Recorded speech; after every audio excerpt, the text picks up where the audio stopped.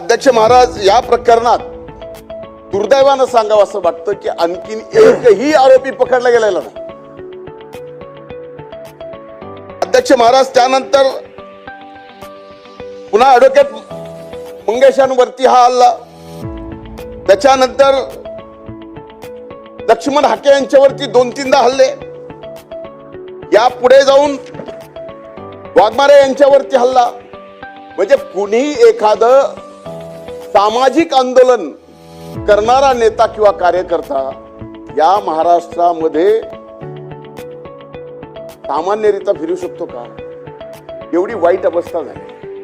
मी तर याच्या पलीकडे जाऊन म्हणेल, अध्यक्ष महाराज, की सामाजिक समताच पूर्णपणाने या महाराष्ट्रातली संपली आहे.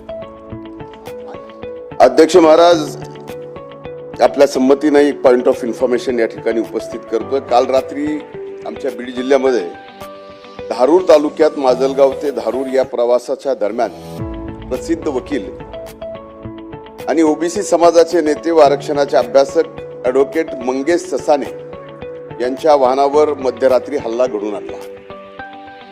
याच्या अगोदर अध्यक्ष महाराज, माननीय लक्ष्मण हाके यांच्या सहकारी असलेला पवन करवर याच्यावर माजलगाव तालुक्यात एका हॉटेलमध्ये जीव घेणा हल्ला झाला. अनेकांनी झुंड करून त्याचे हातपाय तोडले. आजही तो व्यवस्थित रित्या चालू शकत नाही.